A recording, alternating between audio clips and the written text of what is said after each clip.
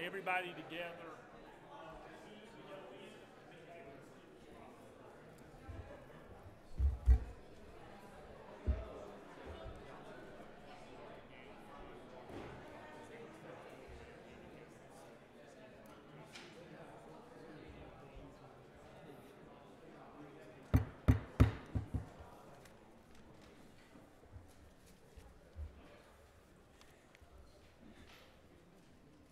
Hello again.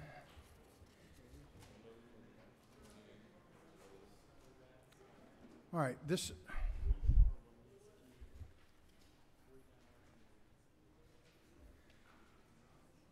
what we're going to do is set a supplemental calendar, second supplemental calendar for this afternoon, which will hopefully be the last one for today. And then tomorrow when we meet, we will do a supplemental calendar at 9 o'clock tomorrow morning for tomorrow, because we've already set the calendar for tomorrow this morning. And then rather than trying to set a calendar for Thursday, because of the fact that there's still stuff coming out of committee and we need to sort of regroup and see where we are, I would suggest that this committee meet at 1 o'clock on Wednesday, since it's a committee day. And then that'll give us time to figure out where we are getting ready for Thursday. So, supplemental calendar for this afternoon now. Tomorrow morning we'll do a supplemental calendar for tomorrow. And Wednesday at 1 o'clock we will do the calendar for Thursday.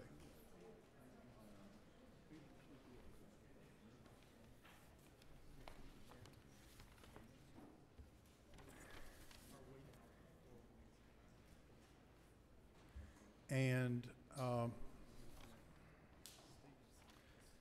just make one announcement. If you'll look on the second page at House Bill 344 under Structured, it's got the wrong caption on it.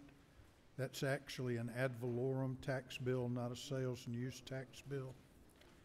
And we will hear from the presenter as to what it does, but I just wanted you to know that that is not the correct caption.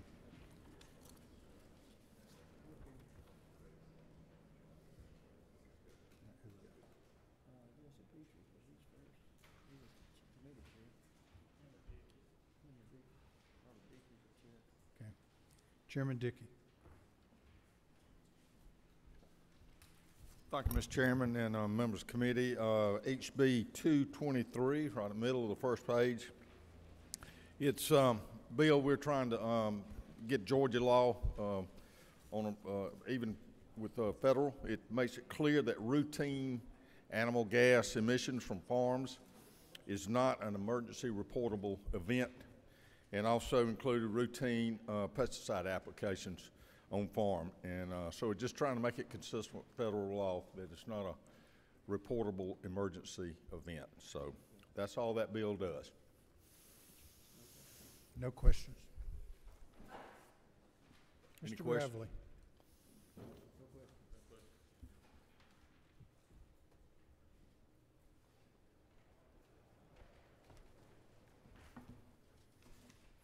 Thank you, Mr. Chairman. House Bill 324 on the back, the fourth one down, Georgia's HOPE Act.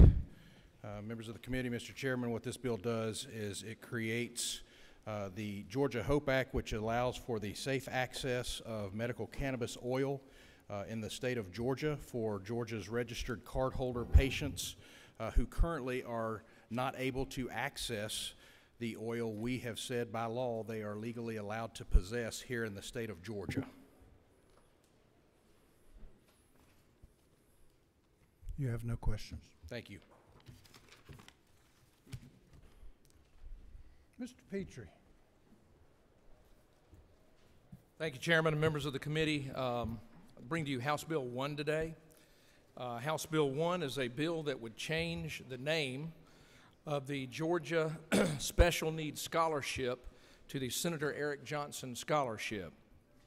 As many of you may know, Senator Eric Johnson back in 2007 at a time when choice was not available to anywhere in our educational system, offered a bill that allowed choice for special needs scholarships. We have about 4,664 families utilizing that scholarship today, and I want to change the name of that scholarship to the Senator Eric Johnson Scholarship. You have no questions. And Mr. Chairman, can I bring up a bill that is not yet on this list, but House Bill 501? While you're here. Okay, if I could. House Bill 501 has been introduced into your office, Chairman, and it is basically a bill that would allow us to farm oysters in Georgia. It is the mariculture of oysters. And so in Georgia, we have a $1.7 million industry of wild harvest of oysters and clams. And we want to, as some of our surrounding states have done, have the opportunity to farm oysters and to create a new industry that will be positive for the environment and positive also for economic development along our coast. And I have a very complicated bill here, passed unanimously out of committee, Game and Fish, and will allow us to very safely produce farm-raised oysters in Georgia. Chairman Smith. Thank you, Mr. Chairman. Over here to the far end of the room. Thank you for your bill. It's also a project that Natural Resource and Environment has followed for several years through the Skidaway Island Institute, and we're pleased that it's moving. Thank you. Thank you, Chair Lady. Chairman Fleming. Representative Chairman, can you, for farm-raised oysters, can you eat them in a month that ends with a Y? Yeah, you actually can. The department tells us this will be a year-round season, although in this bill they have discretion to close the season based on any reason they might have to suspect for safety. You have no other questions. Thank you, Mr. Chairman. Mr. Gamble.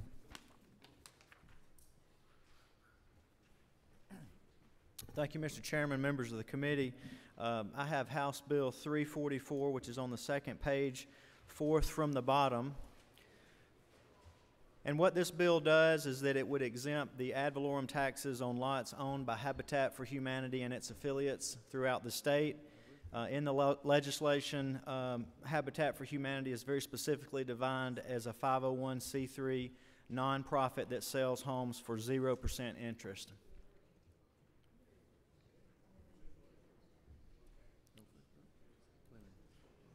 Chairman Fleming. House Bill 344. Thank you, Representative. If Habitat for Humanity were to build something that was not a house, in other words, something that was a for-profit business, would they also be tax exempt? I believe that would be the case. Yes, sir.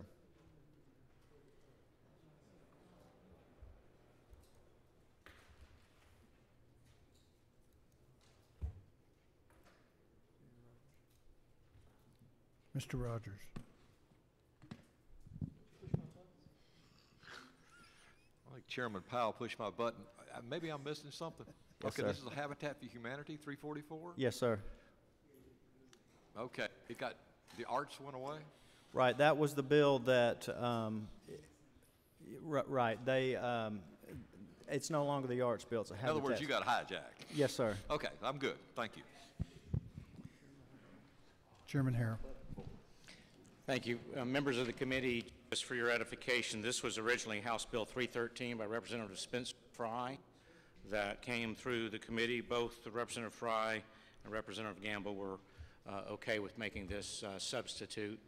So as Chairman Powell mentioned before, the caption reads differently than the bill. No other questions. Mr. Wiedauer.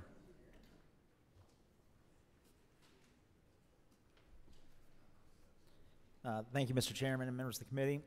I'm before you for House Bill 266. It is on the second page, fifth under structured rule.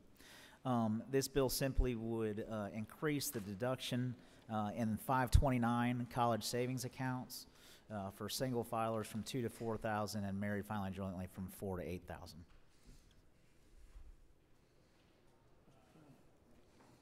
Leader Trammell.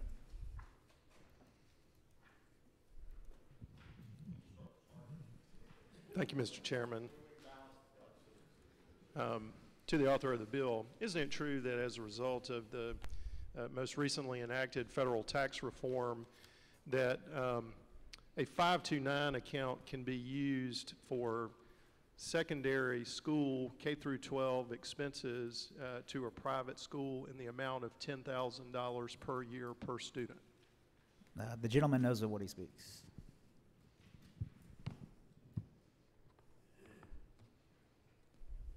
No other questions? Thank you, Mr. Chairman. All right, for everybody else that's up against the wall, I want to hear from Mr. Hogan, and then the rest of y'all, we will hear from y'all tomorrow morning, okay? Thank y'all. Thank you, Mr. Chairman and members of the committee. The bill I'm presenting today is House Bill 201, which is basically requiring individuals to have a pump out on liveaboard vessels. In other words, up to this point, they've been able to dump raw sewage out into the estuaries of the state of Georgia. Also enables DNR to establish mooring areas in the estuaries also. And that's basically the bill. You have no questions? You have no questions. Leader Burns, you have a motion? Yes, sir, Mr. Chairman. Thank you. Mr. Chairman, I'd move that HB 302 be recommitted to Agriculture and Consumer Affairs, please, sir. Is there a second? Second. Any objection? Hearing none, it is so ordered. All right, let's set the supplemental calendar.